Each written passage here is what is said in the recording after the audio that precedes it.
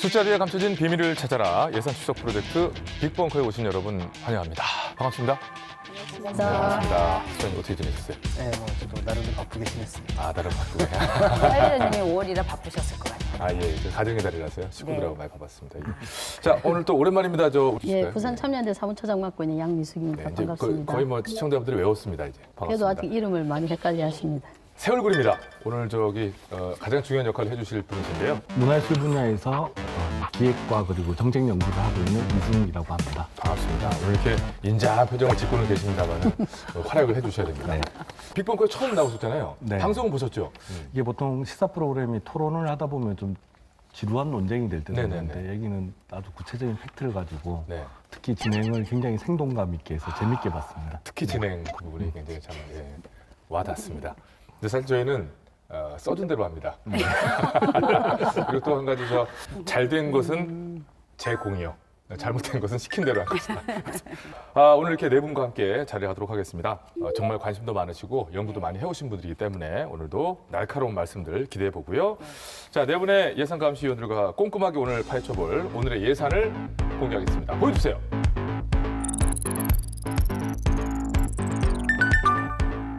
오늘 예산이 무엇일까? 힌트를 우선 굉장히 궁금한 지금 시점이거든요. 네. 뭐 힌트. 공짜 좋아하다 밑빠진 독에 빠질 것 같은 사업이다. 뭐 어려운데 약간? 자, 그러면 오늘 첫 손님이신 이승욱 대표님. 뭐 제가 나왔으니까 일단 네. 문화예술 분야라는 게 가장 큰 힌트가 될 것 같습니다. 그건 그렇죠. 양미숙 사무처장님은 또 부산의 정체성과 역사성이 담기지 않은 랜드마크. 점점 구체화되고 있습니다. 제가 좀 더 구체화 시켜드릴까요? 아, 그래요? 네. 얘기하세요. 네. 랄랄라, 랄랄라, 랄랄랄랄랄라. 알겠습니다. 네. 네. 자, 예산 추적 프로젝트 빅벙커 오늘의 주제 바로 공개하겠습니다. 화면으로 만나보시죠. 자, 네, 시간 관계상 참석해주신 대비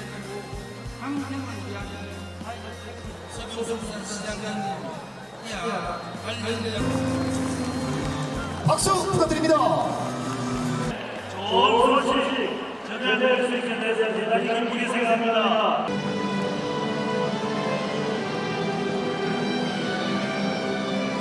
그래서 1,000억 원의 기금을 지금 전달을 하도록 하겠습니다. 자, 다시 한번 큰 박수 부탁드립니다. 성공적 권리를 위해서 기금을 전달했다는 의미입니다. 복선이야. 저거 약간. 복선인 것 같아요.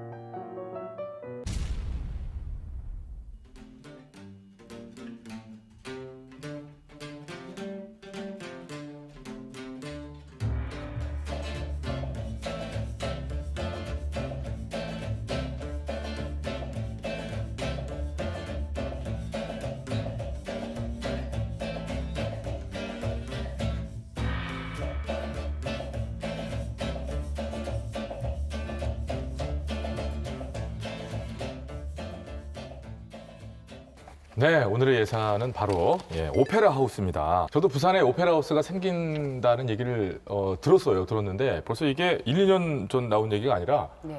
뭐 10년 정도 된 얘기더라고요. 원래 이제 그 북한이라는 데가요, 세계적인 그 물류 중심지였습니다. 그런데 이게 이제 신항이 생기면서 북한의 기능이 이동이 되죠. 그래서 전성시대가 한마디로 북한이 끝나게 됩니다.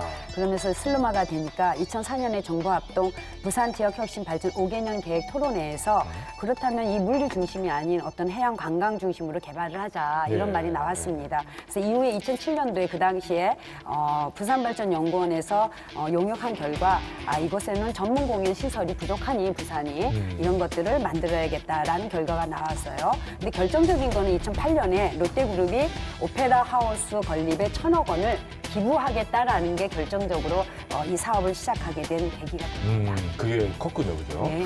근데 부산에 문화시설이 부족하다고 얘기를 지금 주셨는데요. 사실 제2의 도시 아니겠습니까? 그리고 부산 국제영화제도 열리고 있고 다른 도시에 비해서 문화시설이 많을 것 같은데 이게 아닌가 봐요. 예, 뭐 네. 부산 그러면 저도 이제 문화도시다 이렇게 좀 인식이 되고 있었는데 막상 그 인프라를 좀 살펴보니까 이 전국 최하위 수준입니다. 1,000석 이상 되는 게 네. 지금 3군데 있어요. 부산 아. 시민회관, 문화회관, 금정문화회관이 있는데 이게 이제 대부분 오래됐다는 뭐 그런 문제도 있고요. 지금 인구 1,000명당 객석수가 7.5개인데 보니까 17군데 중에서 13번째예요. 나머지는 간반의 차이로 부산보다 약간 떨어지는 거고 그 양적인 인프라 차원에서는 굉장히 적다. 뭐 이건 분명히 좀 인정을 할 수밖에 없겠다라는 생각입니다. 지금 기존의 시설도 적지만 시설의 활용도도 적어요. 그래서 이따 뒤에서 다시 말씀드리겠지만 예산 투입이 적어서 공공지역의 어떤 문화복지 프로그램이 굉장히 적은 도시 중에 하나입니다. 있는 거나 잘 써라 얘기. 네. 양민숙 사무처장님 보실 때는 어떠세요? 저희가 자라오면서 부산에 이제 문화의 불모지라는 이야기를 되게 많이 들었습니다. 실제로 이제 문화시설이 부족한 것도 맞고, 근데 또 편중돼 있는 것도 맞습니다. 그러니까 그 남구, 해운대 뭐 이쪽에 문화시설이 좀 편중돼 있다 예. 보니까 지역별로 격차가 되게 많습니다. 그래서 이제 이 오페라하우스 문제를 문화시설이 부족하니까 짓자는 측면에 논의들이 많이 있는데, 그걸 문화예술인들이 지금 필요로 하는 공연장은 어떤 것인지 이런 사전 조사가 이루어지지 않은 점이 지역 안배가 이루어지지 않은 점 이런 점이 좀 문제가 아닌가. 뭐 이렇게 저 딱 두 음절로 얘기하면 덥석. 없어. 네, 덥석 그 네, 느낌이 좀 맞습니다. 있었네요. 예. 자, 이수국 대표님께서는 문화예술계에서 활동하고 계시니 이런 것들을 더욱더 많이 느끼셨을 거고. 근데 지금까지 오페라하우스를 진행하는 과정들을 보면 일단 공연장이 부족하니까 뭐 공연장 지어야 된다. 그다음에 오페라하우스 뭐 시드니 오페라하우스 유명하니까 뭐 그런 데여서 오페라하우스를 건립한다 이렇게 진행되어 왔지만은 사실은 그 공연장이 부족하니까 공연장을 지어야 된다는 외형적인 논의보다 실제 중요한 거는 그 오페라하우스의 어떤 내용들을 채울 것인가라는 그렇죠. 것이 굉장히 중요합니다. 유명한 이제 방송인이자 식당 경영인이 골목마다 식당을 찾아다니면서 예, 예. 예를 들면 네. 컨설팅을 해주는 프로그램도 있는데 대부분 경우에는 보면 거기에서 어떤 음식을 어떤 서비스를 준비할 것인가에서 부족한 점들이 많아서 사실 운영이 안 되는 그렇죠. 경우가 많은데 뭐 오페라하우스도 정확히 아직 어떤 음식을 팔지 그리고 여기에 어떤 서비스를 할 건지 이런 것들이 부족한 가운데 일단은 뭐 짓고 보자 이런 식으로 진행됐던 부분들이 그렇죠. 많은 분들이 아마 그 입 안에 맴돌았던 얘기를 해주신 것 같기도 한데. 50년과 비교하면 망하겠네요. 네? 자, 오늘 부산 시민들이 이 오페라하우스를 명확하게 판단하시고 생각을 해볼 수 있도록 제대로 한번 저희가 탈탈 파헤쳐보도록 하겠습니다. 자, 그러기 위해서는 우선 오늘 예산이 2,500억이라는 이 금액이요. 이 숫자가 어떻게 나온 건지를 얘기 안 할 수가 없어요. 네. 이 예산은 어떻게 해서 2,500억이 된 겁니까? 타당성 조사와 국내외 오페라 하우스 건립 사항에 대해서 이제 검토한 결과 3가지 안을 내놓습니다. 첫째는 1,000억 원 규모, 둘째는 3,000억 원 규모, 셋째는 5,000억 원 규모를 가지고 이 논의가 되는데요. 그런데 이제 1,000억 원으로 제대로 된 오페라 하우스를 건립한다는 건 사실 전문가들의 의견이나 문화예술 관계자들의 의견이 이거는 좀 맞지 않다. 그래서 재정적인 여건을 종합해본 결과 3,000억 원 수준으로 사업비를 조정하는 것이 좋다라는 결론이 나왔습니다. 그래서 여러 이제 좀 있으면 얘기가 나오겠지만 과정을 거쳐서 2,500억으로 결정이 났습니다. 최종적으로 조정이 네. 됐다. 예. 중간중간에 몇 번 원래 결정됐던 액수에서 많이 변화가 있는데요. 네. 뭐 2015년에 소극장 같은 시설을 없애자 그래가지고 2,100억으로 줄었다가 네. 2017년에 다시 또 활성화시켜야 되는 거 아니냐. 그래서 뭐 2,500억까지 다시 늘어가지고 지금 그 최종적으로 지금 진행이 되고 있는데요. 네. 처음 오페라하우스 얘기를 들었을 때부터 궁금했던 건데요. 네. 그 다양한 예술 공연 예술의 분야들이 있을 거예요. 근데 왜 부산시는 오페라로 정했을까? 저희가 오페라하우스 관련해서 토론회를 4번을 진행했었거든요. 네. 외부에서 들은 소리는 어느 유력자의 부인이 오페라하우스를 하자. 이게 제일 유력한 할 얘기가 다 있죠. 예. 근데 뭐 이수국 대표님이 어찌 보면 당사자 아닌가요? 당사자? 네. 근데 그때 이제 뭐 그런 이야기들이 있었다라고 하거든요. 두바이 모델로 개발할 거냐, 시드니 모델로 개발할 거냐. 두바이 모델은 우리가 잘 알다시피 아주 고층의 어떤 상업시설들이나 이런 것들이 호텔 고밀도로 같은 거. 예. 밀집되어 있는 곳이고 시드니 모델이라고 이야기한 거는 그 당시 이제 워딩 그대로 옮기면 슬랩바 있고 북한으로 갈 수 있는 그런 공간으로 만들겠다라는 이야기가 나왔던 것처럼 좀 자연 친화적이고 환경 네. 친화적이고 수변공원을 그렇게 개발하겠다 이런 이야기들이 이제 언급이 되었다라고 이야기를 네. 들었는데 네. 그러다 보니까 아까 말씀 나온 것처럼 시드니 하면 누구나 오페라하우스. 오페라하우스 이런 걸 떠올리니까 네. 조금 쉽게 우리도 오페라하우스를 지으면 좋지 않을까라는 조금 소박하지만 너무 쉽게 좀 이야기가 진행된 것이 아닐까. 알맹이에 대해서 서로가 다 자세히 알지 못한 채 그 익숙한 우리의 그 이름 시드니 오페라하우스 이름부터 덥석 해서 그 이름이 그냥 오페라하우스가 되어버린 게 아닌가 생각도 들어요. 사실은 이게 이제 정책 결정자들 입장에서는요, 눈에 확 가시적인 그러니까, 효과가 큰 걸로 갈 때는 소소로운 어떤 문화 네. 공간보다는 귀에도 네. 처음에 쏙 들어오고. 네, 그럼요. 네. 그러니까 문화에 불모지고 넓은 땅이 생겼으니까 고급스러운 문화시설을 지으면 품격이 올라가지 않겠냐는 막연한 기대. 그거는 이제 시민들 속에서 그런 요구가 있어야 되는데 정책 결정자들이 위에서 내리꽂듯이 이렇게 이제 주입시키는 거죠. 이런 문화를 즐겨라. 저는 그게 정말 문제라고 생각합니다. 예, 그 말씀도 참 와닿고요. 그리고 일단 우리가 오페라가 어떤 예술이고 또 오페라 전용 공연장이라는 게 뭔지 어떤 구조여야 되는지 내용들을 알아야 이 부산시가 계획하고 있는 이 오페라 하우스에 대해서 제대로 얘기할 수 있고 평가할 수 있지 않겠어요? 저희가 전문가를 만나서 한번 얘기를 들어봤거든요. 예, 화면으로 만나보시겠습니다. 오페라는 음악을 중심으로 한 그 연극이라고 보시면 가장 쉽게 설명될 것 같습니다. 르네상스 후기에 그 그리스의 연극을 재현하고자 하는 의도에서 처음에 발생됐고요. 좀 영화같이 생각을 하시면 됩니다. 옛날 그 시대 당시에는 이게 영화나 TV나 인터넷이 없던 시대에 대중적으로 박수치고 같이 소리치고 즐겼던 그 놀이 문화였거든요. 오페라를 흔히들 보면 종합 무대 예술, 음악적인 요소들, 그 독창자나 합창, 대본을 중심으로 한 문학적인 요소, 또 대사와 연기가 들어간 연극적인 요소, 또 발레 같은 무용이 들어간 이 무용적인 요소들이 합쳐져서 이렇게 불리고 있습니다. 어려운 예술이라는 이야기입니다. 아무래도 일반 대중들이 친숙하고 익숙하게 이렇게 접하는 그런 대중음악보다는 좀 어려운 점은 있죠. 독일어, 프랑스어 언어가 우리에게 익숙지 않기 때문에 보통 어렵게 느끼시는 것 같은데 요즘에는 현대인들에 맞게 각색된 그런 좋은 번역들이 나와서 여러분들이 조금 재밌고 쉽게 이렇게 보고 이해하실 수가 있고요. 일반인들이 좋아하시는 곡으로는 오페라 추니, 베르디 오페라 라트라비아타에 나오는 곡들을 아주 좋아하시고요. 또 오미오 파피노 까로 푸치니 잔니스키키에 나오는 오 사랑하는 나의 아버지, 이런 것들이 아주 유명하죠. 이 무대가 우선 필요하고요. 또 무대에 따른 조명, 또 의상, 분장, 여러 가지 그 도와주시는 분들이 뒤에 있고 참여하시는 분들이 있습니다. 여러분들이 늘 보시는 지휘자 선생님, 그리고 이제 독창자들, 합창단, 또 오케스트라단, 이렇게 무대에 직접적으로 참여하는 사람, 또 무대 뒤에서 이렇게 도와주시는 분들 해서 여러분들이 생각하시는 무대에서 보는 인원의 2~3배 가량 되는 많은 인원들이 대략 한 200명 정도 되는 인원들이 함께 공연을 한다고 생각하시면 될 것 같습니다. 예를 들어 지금 이 장소가 다목적 홀이라고 말씀드릴 수 있는데요. 카펫으로 돼 있고 의자도 그렇고 벽면도 그렇고 공간이나 건축학적으로 음향이 매우 불리하게 돼 있습니다.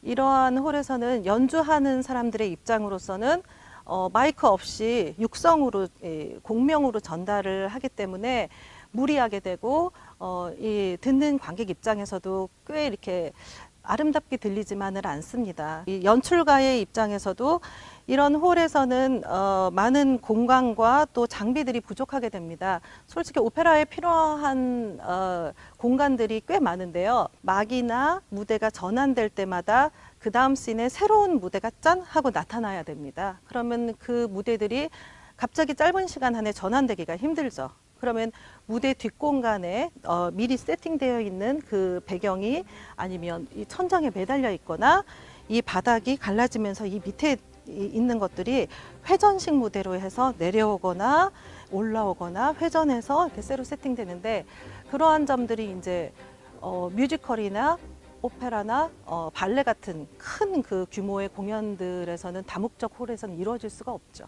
네.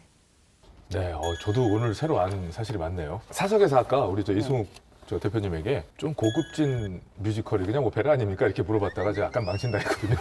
근데 그 얘기를 지금 들려주신 것 같은데 정말 그러고 보니까 오페라는 전용 공연 시설이 꼭 필요하고 이런 부분 좀 이해가 되는데 이런 모든 것들을 고려한 시설을 만드는 데는 2,500억 원으로는 좀 오히려 부족하지 않나 하는 생각마저 들게 하네요. 예. 소장님. 오슬로 오페라 하우스 이게 이제 지금 저 부산 오페라 하우스의 기본 모델인데 예. 이게 지금 2008년에 개관했는데 7,500억 들었어요. 그리고 그 당시 돈으로요. 예, 시드니 오페라 하우스가 건축 기간이 14년이고 네. 그래서 초기 예상보다 한 10배 들어가서 1,140억 들었는데 네. 이게 73년도이기 때문에 아마 지금으로 치면 거의 1조 원 가깝지 않을까 그럴 지금 수 생각이 있겠네요. 듭니다. 그래서 아마도 제가 볼 때 부산도 막상 짓기 시작한다면 예. 제대로 더 들어갈 오페라를 가능성이 짓는다면 제대로 짓는다면 짓는다면. 가능성이 저희가 있습니다. 그동안에 이거 쭉 이제 여러 회 했잖아요. 벙커를. 네. 하면서 쭉 그 공통적이었던 거 하나가 늘어나야 하면서.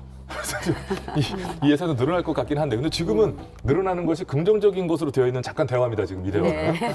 제가 좀 아쉽게 평가하는 부분은 이 건립 비용에 대해서 이제 시의 재정으로만 이것을 충당하려고 사고를 많이 했기 때문에 저는 이 부분에서 국비 지원을 좀 유치받지 못한 것이 굉장히 아쉽다라고 생각이 듭니다. 왜냐하면 뭐 강주 같은 경우에 아시아 문화의 전당 같은 경우에도 국비가 굉장히 많이 들어와서 지어지기도 했고, 근데 이제 북한 같은 경우에는 부산 항구의 워터프론트를 국가의 발전을 위해서 몇십 년 동안 부산 시민들이 예를 들면 부두에 누구도 출입 못하는 공간으로 양보했던 것이죠. 양보했던 것이고 그기에 대한 저는 응당의 보상의 차원에서라도 저는 당연히 될 수 있는 사업이었는데 접근 방식 자체가 처음 우리가 이야기 나왔던 것처럼 오페라 하우스 지었으면 좋겠네 라는 좀 지나치게 나이브하게 접근했던 것이 정책적 실패가 아닌가. 아, 너무 와닿는데요.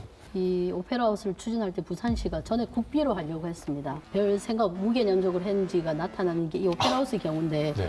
근데 이렇게 국비에서 탈락한 이유들이 오페라 하우스를 하기 얼마 직전에 지금 국립국악원이 들어서 있거든요. 국비로.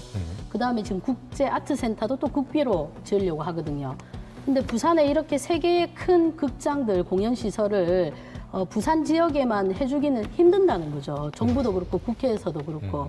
그러면 그걸 뭐 순차적으로 한다든지 아니면 다른 방법으로 해야 되는데 거의 세 개를 동시에 진행을 했어요. 물론 국립국악은 훨씬 앞에 하긴 했지만 국제 아트 센터랑 그다음에 오페라 하우스를 거의 동시에 진행했습니다. 그러다 보니까 둘 다 국비를 받기가 어려운 상황에 놓인 거죠. 그리고 조금 더 치밀하지 못했다. 그렇죠. 이성숙 의원님 네. 어떻게 된 겁니까? 저는 좀 다른 얘기를 하겠습니다. 뭐 2007년 아니, 갑자기 왜 다른 얘기를 한다고? 부산 같은 경우에는 오페라에 대한 저변 인구가 없습니다. 사실 저변 인구도 없고 생태계 우리 그 어떤 문화 생태계적으로도 이것을 아직까지 구축해갈 만한 그런 어떤 그 환경이 되지 않은 상황에서 네. 오페라 하우스를 졌다. 그렇다면 저는 이거는 꼭 그 메이저리그 구장을 어디 시골에다 갖다 놓은 것 같은. 기초가 다져지지 않은 이 상황에서는 이것도 저는 크다라고 생각을 합니다. 절대 이게 작다라고 생각을 안 합니다. 지금 이제 비용적인 부분에서는 그렇다는 네. 얘기죠. 네. 그러니까. 사실 그래요. 다시 한번 정리를 해보자면 오페라라는 게 친숙한 공연 장르는 아닙니다. 그렇죠. 그런 부분에서 시민들이 걱정하는 부분들은 분명히 귀담아들 필요가 있다고 생각이 되는데 소장님이 준비한 숫자가 있죠. 실제로 왜 아까 문화체육관광부에서 이 조사한 공연예술 실태 조사 보고서라는 게 있습니다. 네네네. 이게 매년 나오는데요. 네. 지금 가장 많이 지금 되고 있는 공연은 양악이에요.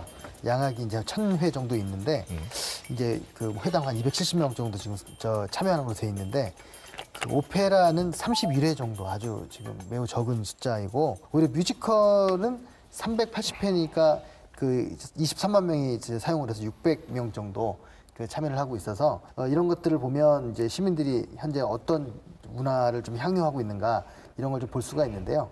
저 개인적인 생각에는 시민들이 즐기는 그 문화가 곧 관광객도 좋아하는 문화일 수밖에 없다. 이 마케팅에 그런 말이 있습니다. 기획이 오래 걸릴수록 성공 확률이 높다는 얘기가 있어요. 예.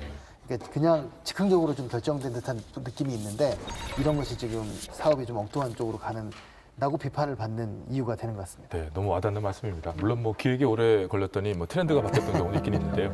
알겠습니다. 자, 저희가 시청자분들께 다양한 의견을 제공해드리기 위해서 다른 전문가분들과 또 얘기를 나눠봤습니다. 어떤 얘기 해주실지 함께 화면으로 만나보시죠. 그 운영 비용이 만만치 않으니까 그 운영 비용을 덜 되기 위해서는 다목적으로 해서 뭐 뮤지컬도 집어넣고 뭐 대중음악도 넣고 이렇게 해서 돈을 좀 벌면 네네. 시에서 부담하는 비용이 좀 덜 들어가지 않느냐 이런 논리인데 그런 논리라면 애초에 오페라하우스를 지으면 안 된다는 거였죠. 왜냐하면 지금 다목적 극장이 부산문화회관이 있거든요. 그리고 부산시민회관도 있고 각 지역별로 뭐 금정문화회관도 있고 해운대 문화회관도 있고 극장이라는 거하고 홀이라는 거하고 두 가지 타입이 있어요. 그 외국에는 그게 분명히 구분이 돼 있어요. 공연장 형태가 아주 처음부터 다르게 생겼죠. 그런데 오페라도 하고 음악도 콘서트도 하고 뭐 뮤지컬도 하고 죄다 하려고 하면 어느 한쪽에도 맞출 수 없잖아요. 시나 시민단체나 그 오페라 극장 운영비에 대한 개념을 잘못 생각한 거죠. 이거는 적자 흑자 개념으로 가면 그거는 세계 어디에도 오페라 극장 지으면 안 돼요. 해마다 도로 정비 사업에 한 몇천억을 쓰는데 그 몇천억 그거는 인풋만 있고 아웃풋 없어요. 네네. 그럼 몇천억 해마다 적자 봤다라고 하는 거나 똑같은 거예요. 그거는 그냥 사회를 위해서 사회 복지나 사회 인프라를 위해서 그냥 네. 집행하고 시민을 위해서 투자하는 거죠. 그래서 쓰는 거죠.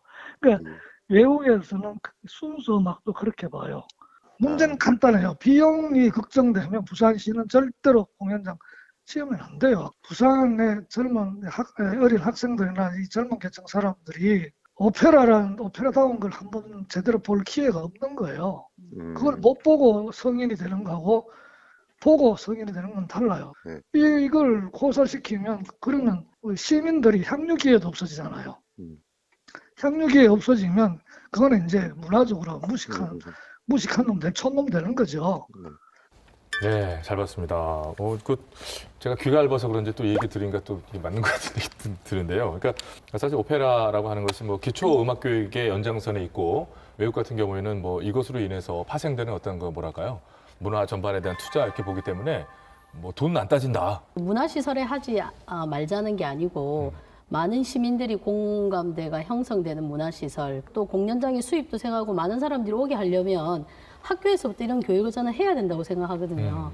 그러면 학교에서는 전혀 그런 거를 들을 수 있는 그 길을 뚫어주지 않은 상태에서 그냥 무조건 이런 공연장이 있으니까 가서 들으라면 그걸 누가 들을 수 있습니까?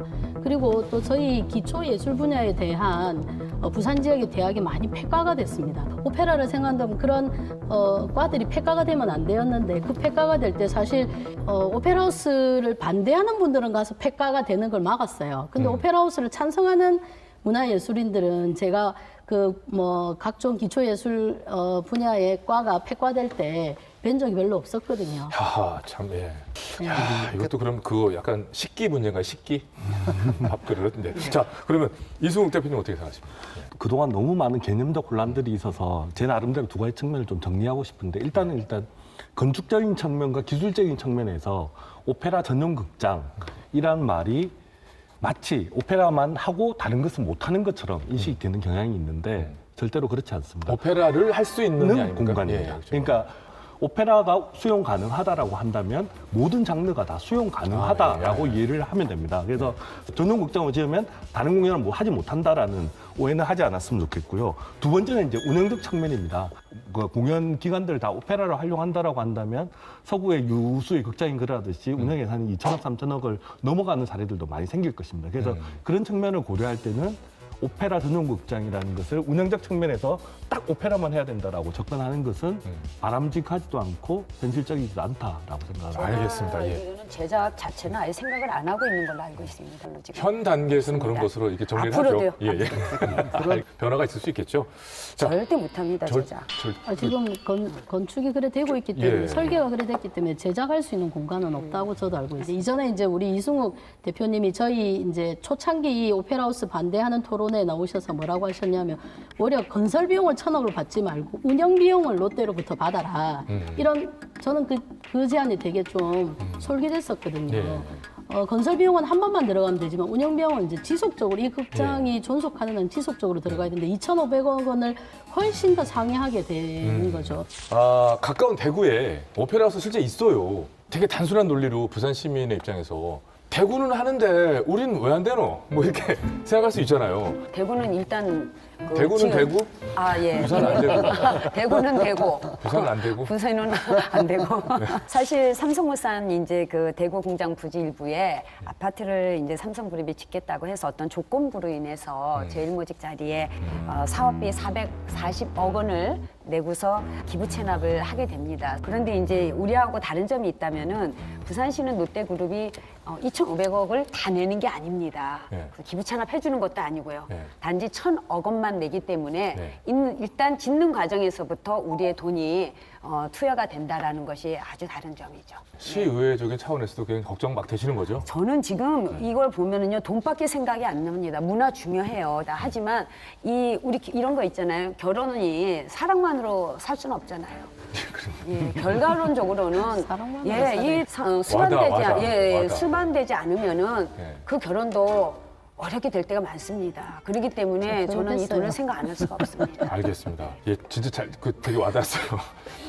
자, 문화예술 발전을 위해서 지원하는 게 당연한 거고요. 당연하다면 당연한 거고 분명히 필요한 지원일 겁니다. 하지만 우리 이 의원님 얘기하셨듯이 시민들이 낸 세금이 들어가는 거기 때문에 꼼꼼히 따질 건 따져야 된다. 그런 차원에서 말씀 나누고 있는 거고요. 자, 일단 그렇게 해서 2008년부터 해서 오페라하우스 건립이 추진이 됐고 지난해 5월에 공사가 시작이 됐는데 이 3개월 만에 공사가 중단이 됐어요. 불과 3개월 만에 왜 중단이 됐는지 또 이거 살펴봐야 되겠죠. 화면으로 준비했습니다.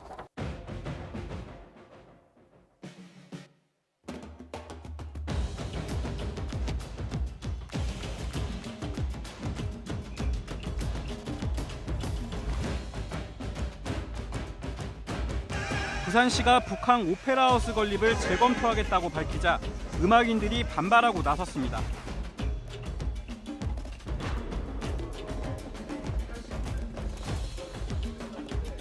오페라하우스가 사실 오페라만 하는 게 아닙니다. 잘 아시겠지만 부산에 극전환 공연장이 없습니다. 오페라 1년에 몇 작품이 나오는데요. 자생력이 없으면 아예 안 했으면 싶습니다. 수석하고요. 다시 작은 데서부터 좀 알차게 할 수 있는 것을 한번.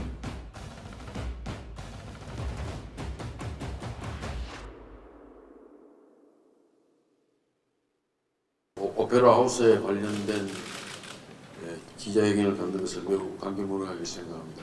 BP에서 800억을 출연을 하시면은 우리가 한 700억 정도의 이 재원이 지금 추가로 필요합니다. 그 부분은 원칙적으로 시의 예산으로 부담을 하겠습니다.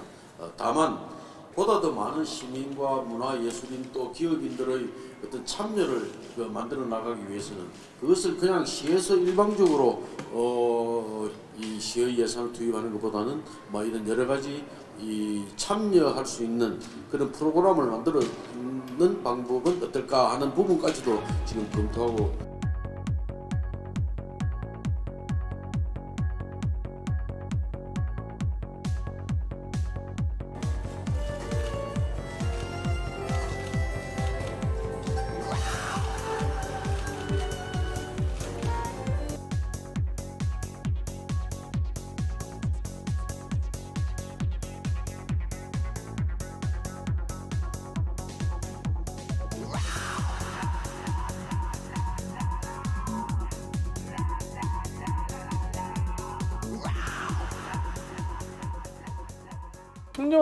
년 지나서 공사가 시작이 된 건데 그동안 왜 이렇게 준비가 탄탄하게 되지가 않았을까요?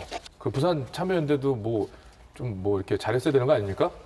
네, 저희는 지속적으로 반대를 했고 그 사이에 네. 근데 소통을 전혀 그 사이에 안 한 겁니다. 이제 12월에 다시 건립을 재개하겠다고 말을 기자회견 한 후에 소통을 하신 거예요. 오페라하우스 건설 중단이 되고 5개월 동안 한 번도 소통, 물론 찬성한 쪽과 소통했을 수도 있습니다. 근데 반대하거나 좀 유보 입장을 보인 쪽과는 소통을 하신 적이 없어요. 그 10년 동안 준비를 안 한 게 아니라요. 그 준비를 하는데 좀 과정에 문제가 생겨갖고 아마 이 준비가 많이 됐는데 2번의 재정투자 심사를 받게 됩니다. 네. 이제 2차에서 조건부를 해서 2차에 이제 결국 통과를 하게 되는데 결국은 BC, 그러니까 비용 편입 분석에서 BC가 0.5밖에 안 나오게 됩니다. 그러니까 이 BC가 0.5가 되니까 이 사업 자체를 할 수가 없어요. 그러니까 이걸 최대한 올려야 되기 때문에 여러 가지 과정들이 이제 거치면서 이제 BC가 0.9까지 올라갑니다. 그렇게 뛰는 과정에서 달라진 변수가 딱 한 개뿐입니다.